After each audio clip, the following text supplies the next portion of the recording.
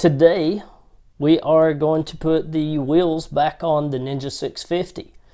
We're also going to be doing a sprocket change along with brake pads. So if you want to learn how to do that, you really need to watch this.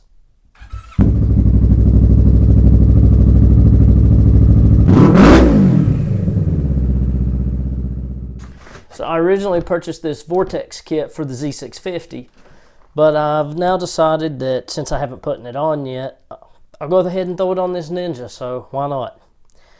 Now, first thing we're going to do is loosen the bolts. Sprocket comes off, go back on, and we retorque everything to 45 foot-pounds. So now I've already taken my breaker bar and loosened all these up, so it comes off fairly easily. Now don't be alarmed if you go to do this. You can pull the sprocket completely out. It's splined for quick changes at the track.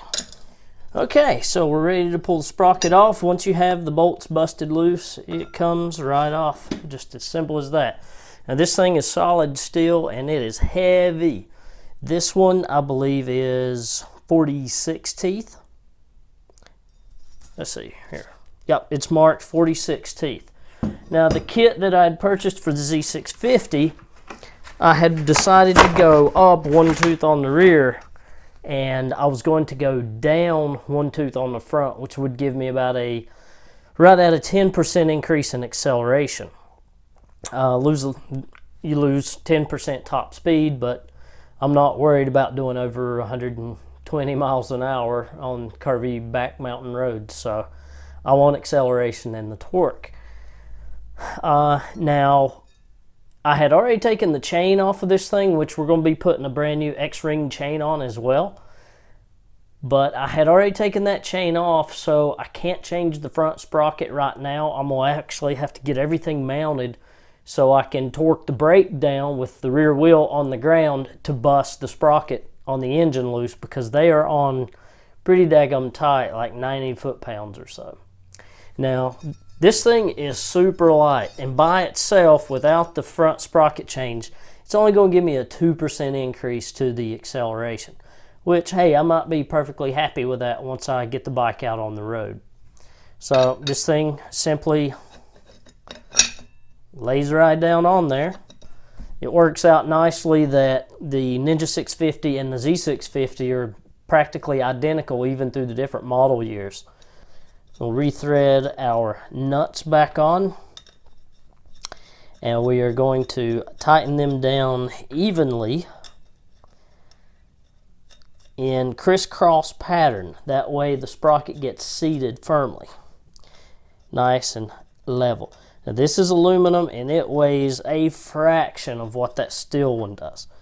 Now the downside to this is I'm probably going to wear sprockets out quicker, because it's a softer metal. It's not made to last as long, but you're reducing a lot of unsprung weight off the rear wheel, centrifugal force.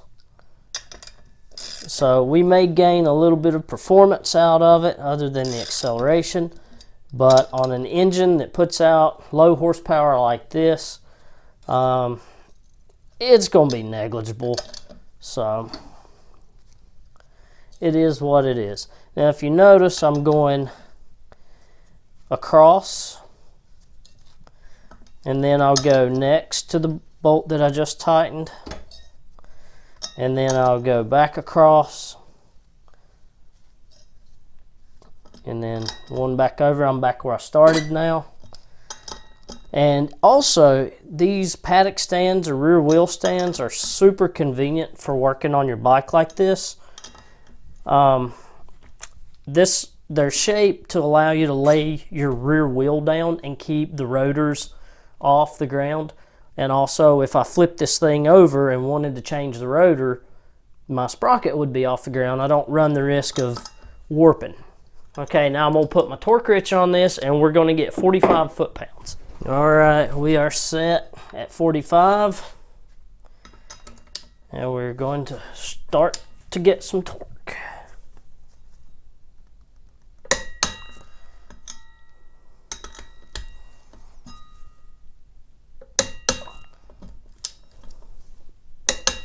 Okay, we're good to go. That sprocket probably could have stayed on there.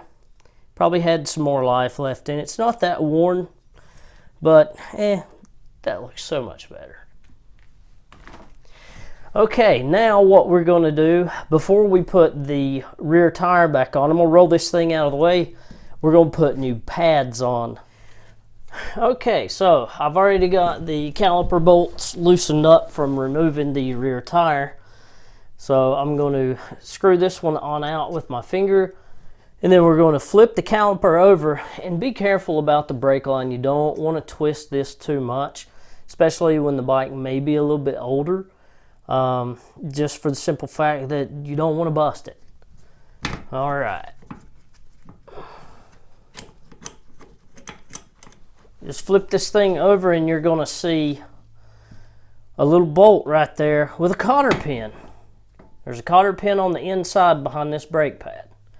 So that's 5mm, and you want to turn that with a 5mm socket until the cotter pin's facing up, where you can get it with a pair of needle nose pliers and remove it. So that's what I'm going to do now.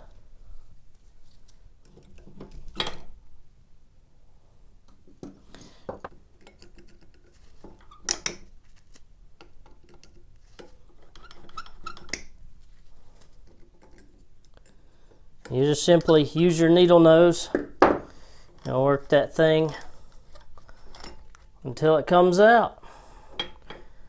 Okay, now rotate the pad up and it comes right off. And then this pad simply lifts right out. It just sits back down in there. Pretty easy. Now, once you get the old pads out, you want to press your piston on the caliper back in with your hands. That's going to give you room to slide this thing back over the rear rotor once the wheel's in place. If you're having trouble doing it, try not to force it too hard. You can always relieve a little bit of pressure off the bleed screw and put a brake bleeding bottle on it to catch the fluid so it doesn't go everywhere, because you just want to relieve enough pressure to get this to go in. But they do press in by hand. That one went fairly easy. And be careful about handling your brake pads. Try not to get grease or anything on there.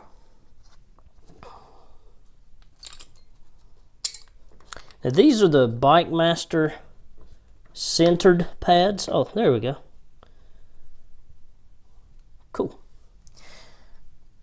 And centered pads are quite a bit more durable than your standards. They take higher heat, they'll last a little bit longer, and they're more resistant to brake fade, which is a huge plus. Okay, so once you have this pad in place, press down with your thumb, and you want to slide this bolt back into place with the pin hole sticking upward so you can put the cotter back in. Typically they just slide right back. Okay. Just need to roll it around till I find my hole. Actually, it's easier if I just use the socket I have here, huh? Okay. And the long side goes down in the hole, and the short side wraps around the outside.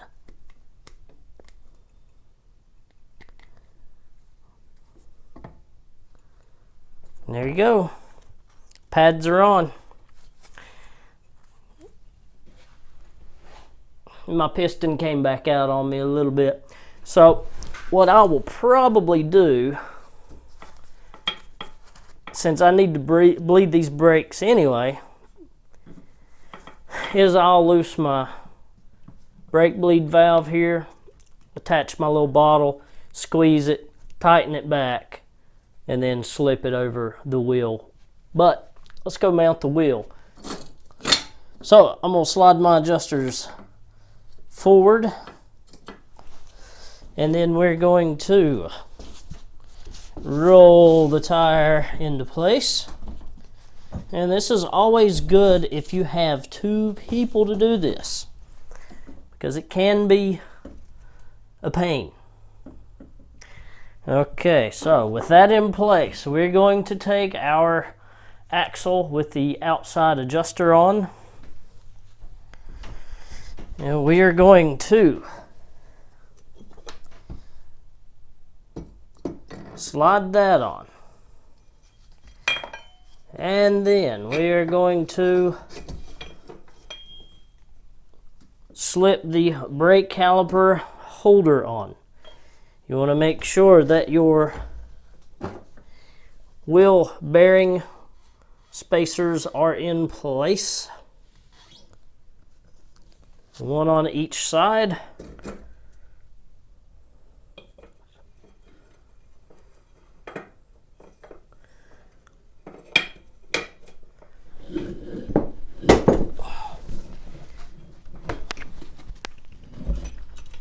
Hey, hey.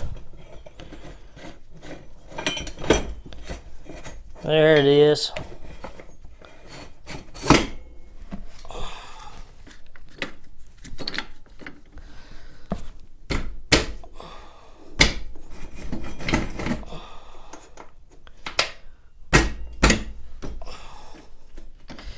Alrighty. Now, you want to slide this bad boy on. You want to put your washer on. And then you want to start doing your crown nut. Now, you know you've got your alignment marks on each side.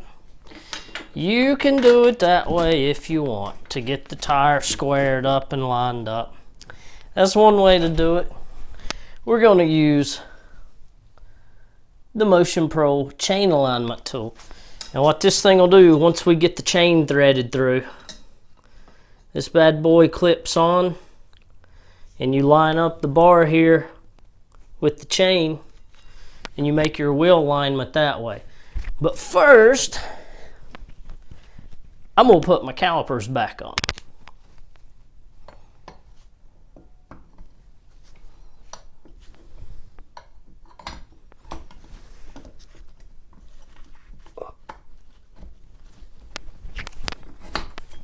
Okay, now for the bolts.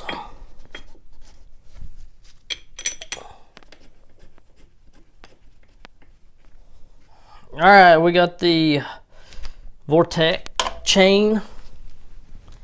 We got to get this bad boy fished through here. So I'm just going to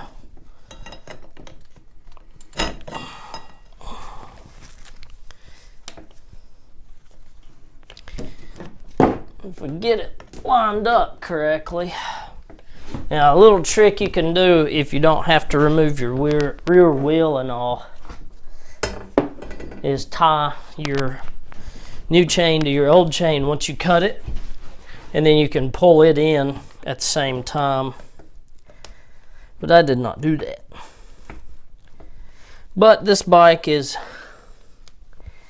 easy enough to get to and perform all this maintenance, so it's not really a big deal.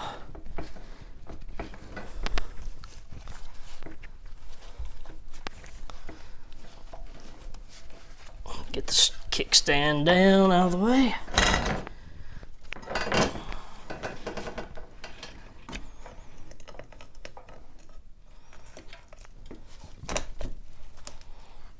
There we are. That's going to be really close.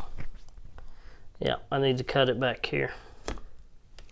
So that's going to remove 1, 2, 3, 4, 5, 6. That's correct. Now, my Motion Pro kit is pretty much set up already. I think I've got my press pin in there. I do. So you've got two different little pins that come with the kit. This one is a riveter, and the one I have inside already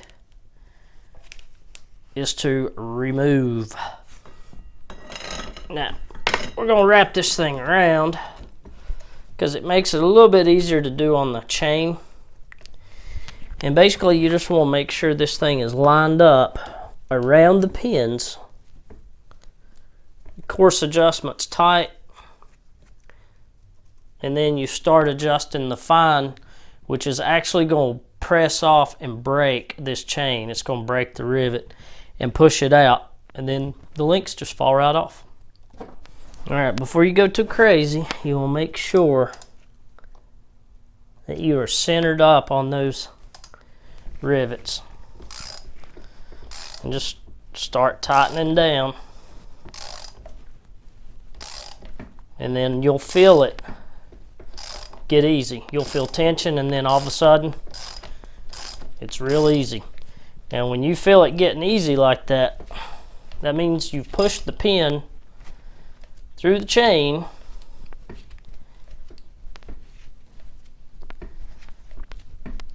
and you have successfully broken the link.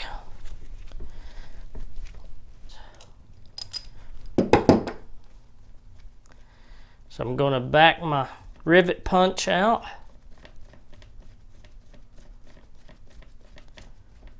And then I'm going to loosen my course adjustment. And there you go. You have successfully broken a chain. And then now, ta-da! There we go.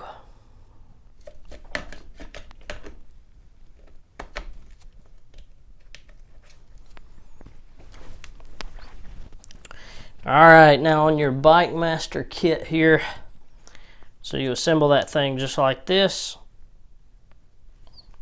And we're going to lay it down. Now we want to put some more grease on our pins here, our chain links. And you don't have to be super neat about it. Just do not forget to put this on. Okay, we're going to roll that up where it's fairly flat.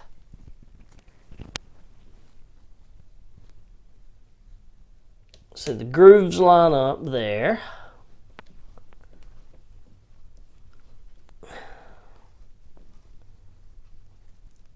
Okay. Now we're just going to start tightening down.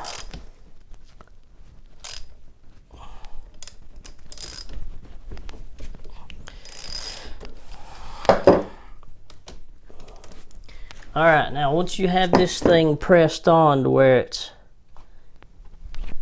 about the same thickness as these other ones here, it's looking pretty good. You don't want to over press that plate there, because if you do, you're going to mess your O-rings up and it's going to cause kinking later on. You know, this is the most important part right here, riveting the chain. So if you don't know what you're doing, get someone that does. If you over crimp this thing, over rivet it, it could be catastrophic. You can have a very weak rivet, which cause it to break. The chain comes off. If you don't rivet enough, it can come off. I mean, it's a no-win situation, so you have to be pretty thorough about how you do it. And the way you properly do a chain is a little at a time. And if you want to do just a couple turns and then back it off, better safe than sorry. Worst case scenario, you go buy another master link. The way I like to do it is a little at a time on each one. That way you keep them nice and even, nice and consistent. This is not a process that you want to hurry up with. Take your time and do it properly. And typically what you can do is get this thing flared to where it looks similar in size to the rest of the rivets on the chain. You'll know you're getting pretty close. This is by far the most important thing. Chain alignment is critical, but not as critical. That looks pretty good right there. Okay, now we're going to see where we're at as far as our chain slack, and we're loose. And we're about a 1/4 inch over what the maximum allowed is, so lightly tighten the nut there. And then we're going to put on this awesome and handy Motion Pro chain alignment tool. And I can see now that the wheel needs to angle back. Yeah, this Motion Pro tool is the bomb. The bizom. And you can adjust the rod on this thing to get as much forward-looking motion, and that looks pretty daggum good. So I'm gonna lock down my side over here, snug the crown nut a little bit, and now let's check chain slack. So we should have taken out, feels to me like we're gonna be a little tight on our slack. Yeah, so we gotta loosen both of these up. To do that, we're going to loosen both nuts the same amount.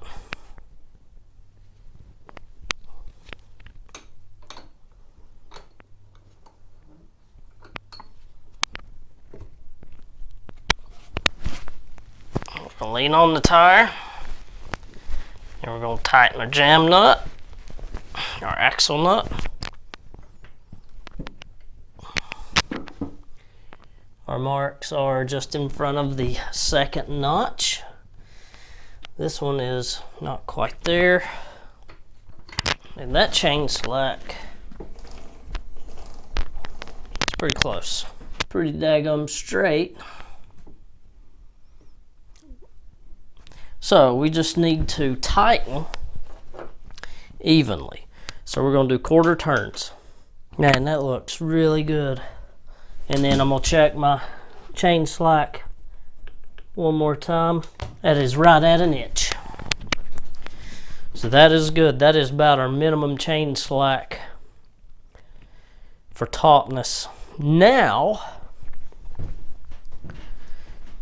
we get to tighten this bad boy down.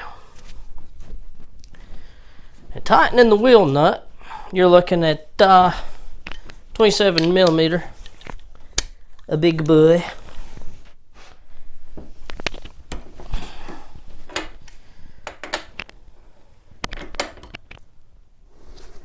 I'm just going to eye the chain, look at it, roll it forward, roll it backward. We'll check my chain slack again. All right, so we need 80 foot-pounds.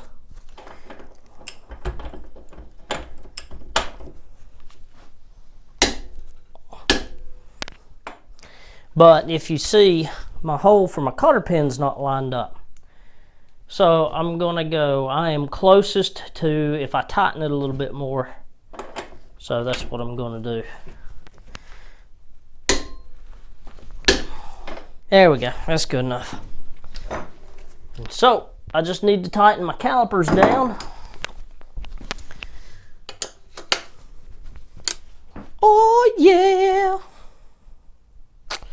Looking good, man. So, rear wheel, new sprocket, new chain. It's all on.